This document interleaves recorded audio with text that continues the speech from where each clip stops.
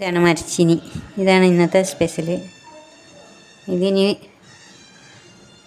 തൊലി കളഞ്ഞ് കഴുകി വൃത്തിയാക്കി പൊങ്ങിയെടുക്കാം. എന്നിട്ട് നമുക്ക് നോക്കാം. അതിലേക്ക് ചമ്മന്തിയും കൂടെ ഉണ്ടാക്കി കഴിക്കാം. അപ്പോൾ നമുക്ക് കാണാം. സ്പെഷ്യൽ കപ്പ പുഴുങ്ങിയതാണ്. ഞങ്ങളിതിന് പൂളാന്നൊക്കെ പറയും. മരച്ചീനി പുഴുങ്ങിയതാണ്. ഇതാണിത്. പുഴുങ്ങി തട്ടിയിട്ടുണ്ട്. ഇനി അതിലേക്ക് നമുക്കൊരു ചമ്മന്തി ഉണ്ടാക്കാം. നല്ല ഹെൽത്തി ആയ ചമ്മന്തി ഉണ്ടാക്കാം. അതുവേണ്ടി നമുക്ക് ഒരു തണ്ട് കറിവേപ്പില ഇട്ട് കൊടുക്കാം.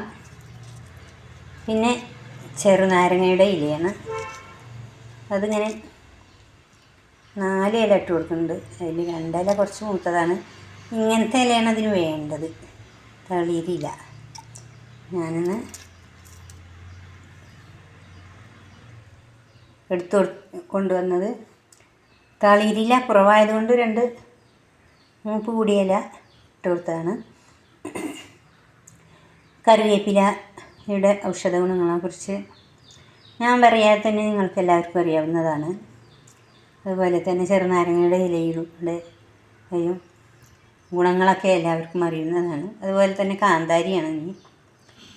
കാന്താരിയുടെ ഗുണങ്ങളും എല്ലാവർക്കും അറിയാം. കൊളസ്ട്രോള് കുറക്കാനും. പിന്നെ ടേസ്റ്റിൻ്റെ കാര്യത്തിലാണെങ്കിൽ പച്ചമുളകിനേക്കാളും വളരെ ടേസ്റ്റിയാണ് കാന്താരി മുളക്. ഈ കാന്താരി മുളക് ഒരു 10ലേറെ കാന്താരി ഉണ്ട്, അതും ഇട്ട് കൊടുക്കാം. പിന്നെ ആ കാന്താരി കുറവായതുകൊണ്ട് തന്നെ ഒരു 4-5 പച്ചമുളകും കൂടി എടുത്തിട്ടുണ്ട്. പിന്നെ ഹെൽത്തിയാന്ന് പറഞ്ഞാൽ ചെറിയ ഉള്ളിയാണ്. ചെറിയ ഉള്ളിയുടെയും ഔഷധ ഗുണങ്ങൾ ഞാൻ പറയാതെ തന്നെ നിങ്ങൾക്ക് എല്ലാവർക്കും അറിയുന്നതാണല്ലോ. അതുകൊണ്ട് ഞാൻ വിശദീകരിക്കുന്നില്ല. ഇനി അതും മിക്സിയുടെ ജാറിലിട്ട് കൊടുത്തിട്ട് അതിലേക്ക് കുറച്ച് ഒരു 1/4 ടീസ്പൂൺ കല്ലുപ്പിട്ട് കൊടുക്കുന്നുണ്ട്. ഇത് നന്നായി അരച്ചെടുത്ത്